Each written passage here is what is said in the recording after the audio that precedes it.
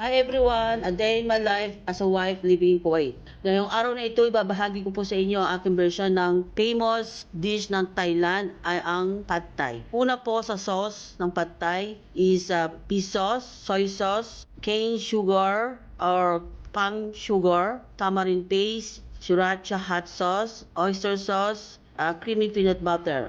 Pangalawa po, ingredients ng Pad Thai is flat rice noodles, cooking oil, garlic, mince, uncooked shrimp, chicken, tofu, shiitake mushroom, egg, and sprout, red bell pepper, onion, lime or lemon for toppings, peanuts, cilantro, extra sprout, and lemon. Chicken breast po ang gamit ko rito.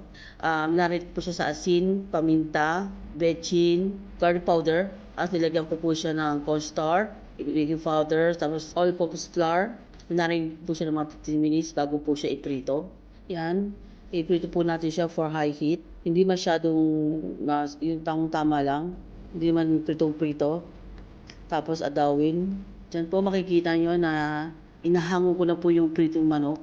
Sa sauce po, tatlong farm sugar ang gamit ko po dyan. Kailan po mag-adjust depende sa dami ng noodles na gagamitin nyo. Tapos lagyan ko ng fish sauce, soy sauce, tapos tamarind paste, sriracha hot sauce, oyster sauce, and peanut butter. Tapos naglagay din po ako ng extra sauce na nabili ko sa grocery. Sa sauce po, nag-grind po ako ng tatlong farm sugar. Tapos lagyan ko po ng fish sauce. Depende po sa dami ng noodles na gagawin niyo po, kayo po mag-adjust sa sauce. Tapos sa soy, tapos tamarind sauce, lagyan ko po siya ng tamarind, sriracha hot sauce, oyster sauce, saka creamy peanut butter. Yan po, makikita po medyo nakikipaglaban po ako dyan sa peanut butter dahil nakadikit po sa bread na scoop. Pagkatapos po, naglagay din po ako ng extra Pad Thai sauce na nabili ko sa grocery. Tapos haluin niyo po, i-mix hanggang sa mag-combine lahat ng ingredient. Tapos set aside po. Diyan po makikita nyo, doon ko rin po ginisa yung, kung saan ako nagluto ng manok, doon ko po ginisa yung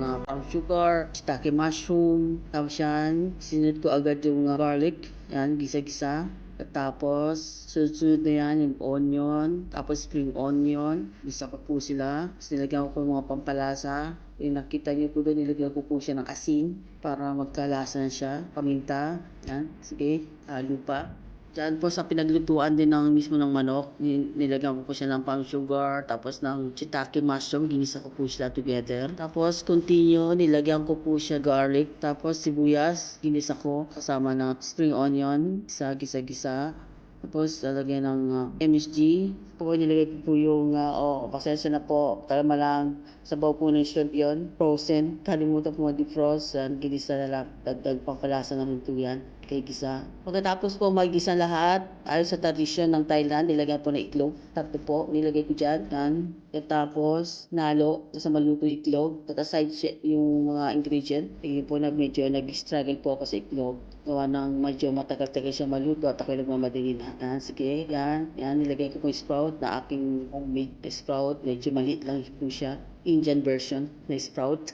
Po, yan. Sige, gisa, halo. Halo lang po ng halo. Tapos na may gisa po lahat ng ingredient. Yan na po, nilagay ko na po yung flat noodles kasabay ng sauce. Yan, mabilis lang po yan. Kasi po luto na po yung ang lahat-lahat. Yan, ihalo. Kita niyo po medyo struggling po kasi lumalaban ang noodles. Yan po, yan. Sige, halo para mag-combine lahat ng sauce. Yan, halo lang po ng halo hanggang mag-combine lahat ng lasa ng sauce. Lahat na sila dyan, maghalo-halo sila dyan. So, tapos, nung okay na, nilagay ko po yung luto ng manok saka tokwa. Niluto ko na rin po, separate para mag-combine sila lahat. Pwede na po yan i-serve. At kayo po balang maglagay yan, lagyan ko ng spring onion. Yung cilantro po, sa toppings na po yun. Lagyan ko na po ng toppings na tokwa. Tapos ng garlic, fried garlic, Filipino style, saka ng crunch peanut. At yan po ang aking version ng Pad Thai, Thailand famous dish. I hope you like it. Subukan nyo rin pong lutuin. At siguradong masarap po siya. Maraming salamat sa inyong panonood. Bye!